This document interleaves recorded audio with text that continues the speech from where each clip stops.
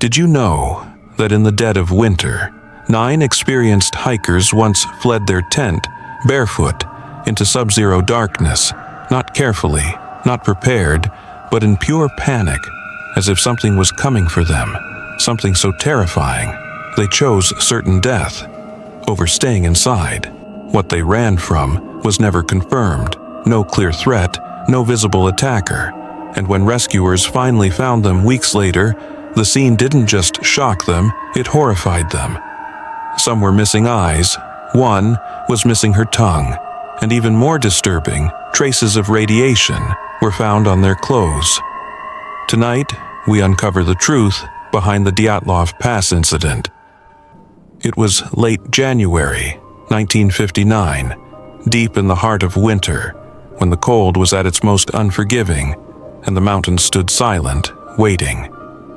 9 young hikers, students and graduates, full of energy, ambition, and curiosity, set out on what should have been a challenging but routine expedition, nothing out of the ordinary.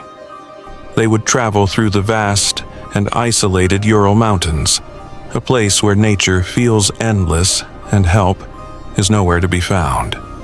Their leader, Igor Dyatlov, just 23 years old, calm under pressure, sharp-minded, and already respected among his peers. He was intelligent, experienced, and trusted, the kind of leader others followed without hesitation, even into the unknown. These weren't amateurs, not thrill-seekers chasing danger, but disciplined hikers who understood exactly what the mountains could do. Each member had advanced training, experience in extreme conditions, knowledge that should have kept them alive no matter what came their way. They knew how to survive in brutal winter environments, how to navigate storms, how to endure the cold, how to make it back. They had trained for this, prepared for it, planned every step of the journey, nothing left to chance, or so it seemed. And yet, despite all their preparation, despite all their experience, something would go terribly wrong, because every single one of them would die, alone, in the cold, far from help, far from answers.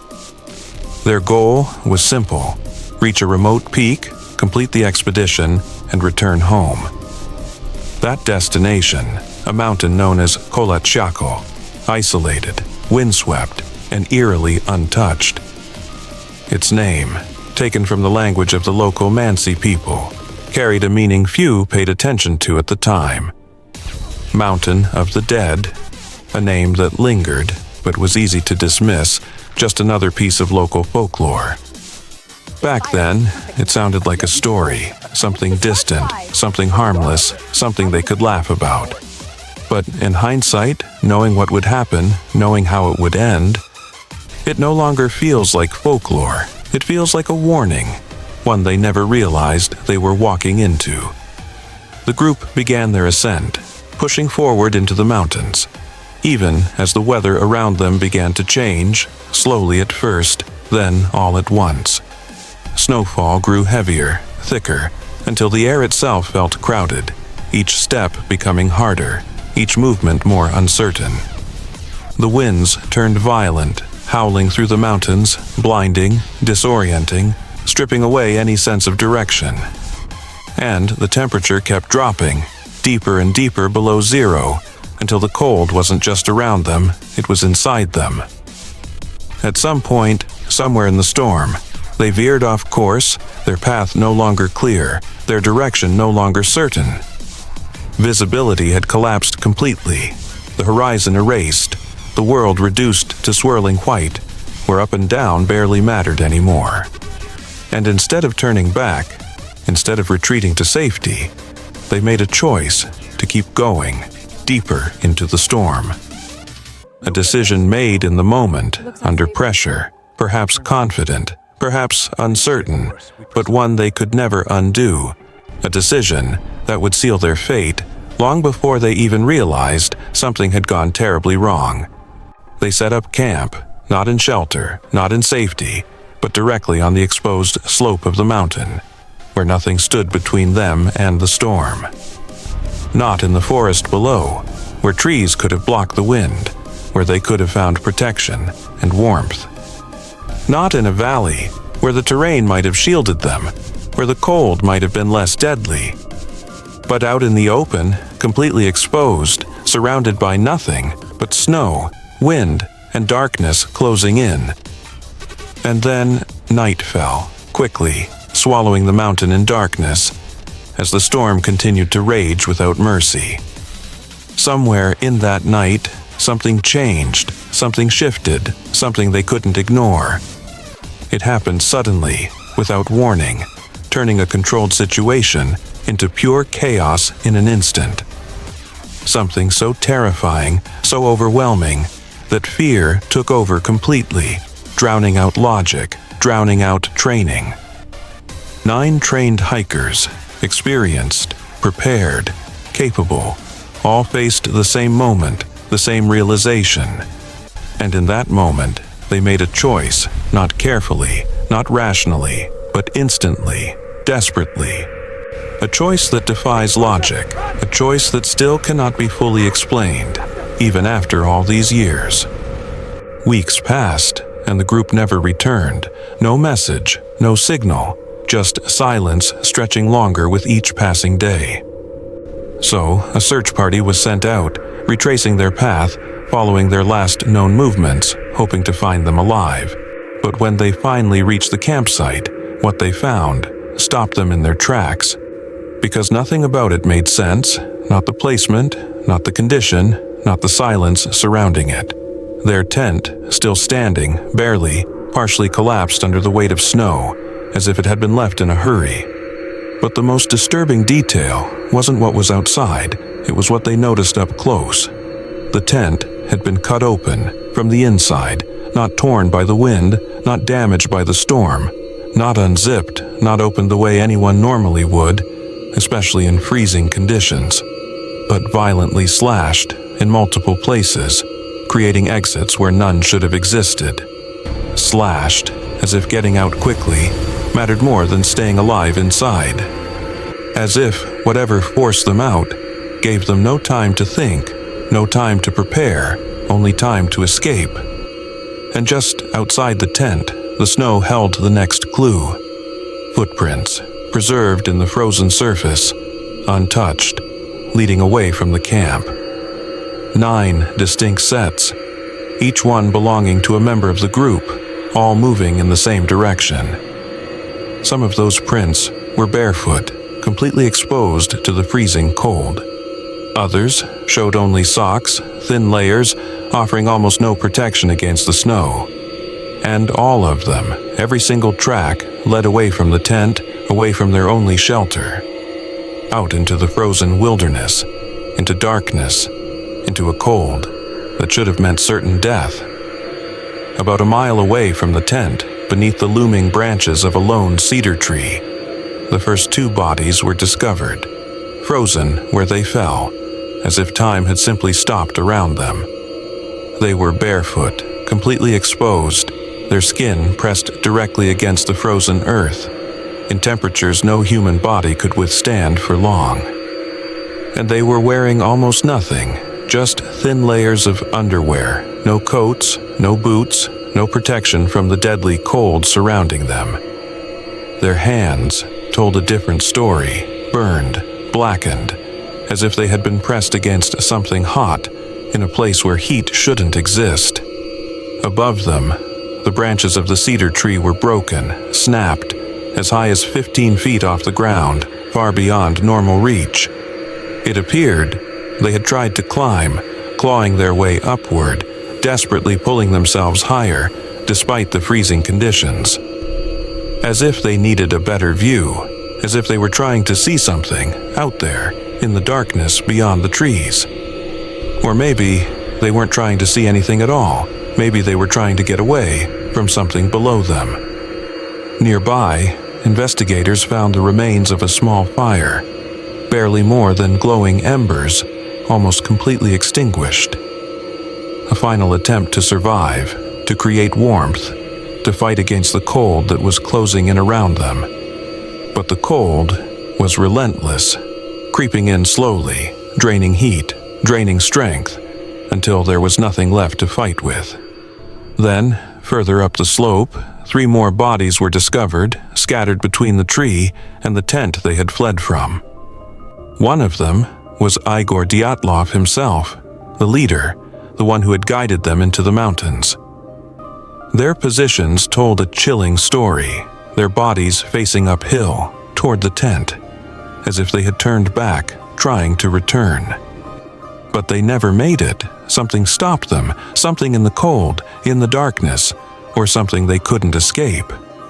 Months later, when the snow finally began to melt, revealing what had been hidden beneath it, the final 4 hikers were discovered, buried deep within a frozen ravine.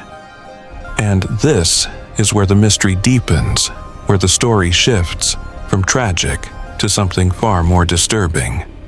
Because these bodies were different, not just in where they were found, but in what had happened to them. They lay at the bottom of a narrow ravine, hidden beneath layers of snow and ice, far from the others, as if they had ended up somewhere they were never meant to be. They were better dressed than the rest, wearing layered clothing, pieces that didn't belong to them, suggesting they had taken what they could from those who had already died. But when investigators looked closer, when they began to examine the bodies in detail, something didn't add up. Because their injuries weren't just severe, they were almost impossible to explain. One of them had a crushed skull, not from a fall, not from impact with the ground, but from a force that seemed far greater. Another had ribs so badly broken that investigators later compared the damage to the force of a high-speed car crash. And one of the women was missing her tongue, a detail so disturbing it raised more questions than answers. Her eyes were gone as well, leaving behind only emptiness, as if something had taken them, or time itself had erased them. And yet, despite all of this, there were no external wounds, no cuts, no visible signs of violence on the surface. No signs of a struggle, no evidence of a fight, no indication that they had tried to defend themselves. Just massive internal trauma, as if something powerful and invisible had struck them and then disappeared without a trace. As investigators began to dig deeper, to look beyond the surface of what had happened, more unsettling details started to emerge, details that only made the mystery more disturbing. Some of the hikers' clothing, when tested, showed traces of radiation, levels that shouldn't have been there, with no clear explanation of how they got there.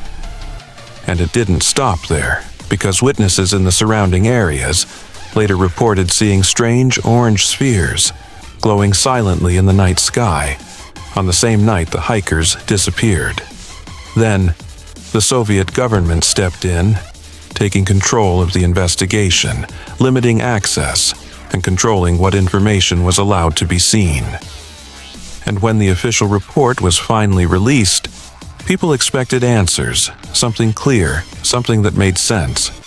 But instead, the conclusion was vague, almost dismissive, stating only that a compelling natural force had caused their deaths. And that was it. No further details, no clear explanation, just a statement that raised more questions than it answered. No real explanation of what that force was, no breakdown of how it caused such injuries, no attempt to connect the pieces together. No answers for the radiation, no answers for the lights in the sky, no answers for why 9 experienced hikers would flee into the freezing night. Just silence, a closed case, and a mystery that would remain unsolved for decades to come. So, what really happened that night? What forced 9 trained hikers into a frozen nightmare, never to return? The answer remains shrouded in mystery. Over the decades, countless theories have emerged, some logical, some terrifying, each attempting to make sense of the inexplicable events on the slopes of the Ural Mountains. The first, and most common, the avalanche theory. Could a sudden snowslide have caused them to panic, to flee into the darkness? Some argue A sudden avalanche forced them to abandon the tent, leaving footprints that abruptly stop, a warning of imminent danger that no one could see coming. But there's a problem. The snow around the slope was untouched, perfectly smooth, giving no evidence that a slide had occurred. No debris, no chaos, no reason for the hikers' sudden flight, and yet they ran. Their footprints remained intact, a stark contradiction, evidence that defies the avalanche explanation entirely. Another theory: secret Soviet experiments. Could the hikers have stumbled onto a top-secret test, one they weren't meant to witness? Radiation readings, strange lights in the sky, unexplained energy emissions, the hallmarks of experiments hidden from public eyes. Some witnesses reported glowing orbs, hovering silently above the mountains, a night that no one can truly explain. Government secrecy only deepens the mystery. Documents classified, cases closed, questions ignored, and answers hidden in the shadows. Could it have been infrasound, a rare wind phenomenon capable of creating terror so profound? It drove people to irrational panic that might explain why they ran barefoot into freezing snow, yet still cannot account for the horrific injuries, the missing eyes, the fractured bones. Some say something else, something unknown, or someone was out there, watching them, waiting. Shadows lurking in the forest, eyes glowing faintly in the dark, a presence that pushed them into the night, into the storm, into death, driving them away from safety and toward the frozen abyss where so many perished for reasons still unexplained. In recent years, long after the world thought the case was over, officials reopened the files, dusty documents, faded photographs, every detail scrutinized once again, the past refusing to stay buried. They leaned once again toward a natural explanation, a tragic accident, a force of nature, something the hikers could not have foreseen, yet questions lingered like shadows. An avalanche, a simple, devastating act of snow and gravity. But even as they proposed it, the evidence whispered contradictions. Footprints untouched, no debris, silence where chaos should have been. A tragic accident. Nature as a cruel teacher, showing its power over fragile human life. Yet the hikers' panic, the torn tent, the flight into freezing darkness, still defied explanation. Case closed, the stamp firm, the report final. Officially, the matter settled. Yet closure felt hollow, as if the truth itself had slipped through the cracks, leaving only shadows behind. But many questions remain, questions that gnaw at the mind, haunting the mountains where the snow has long melted, where silence reigns and mystery endures. Why was the tent cut from the inside? What terror could drive them to such desperate measures, to abandon safety, to rend their only shelter? Why flee without proper clothing, bare feet, socks alone, in sub-zero darkness, as if fear itself burned hotter than frostbite, as if running into death felt safer than staying alive? Why the radiation, a subtle glow in tattered fabric, a lingering trace of something invisible, something unknown, leaving questions of danger beyond comprehension? Why the brutal internal injuries, broken bones, fractures, no external cause, as if some invisible force struck, leaving horror hidden beneath the skin, unexplainable, terrifying. And most chilling of all, what drove them to abandon life itself? What unseen fear, what presence, could twist reason so completely that death in the snow appeared safer than warmth, than survival? What made them so afraid that the frozen wilderness became both prison and refuge?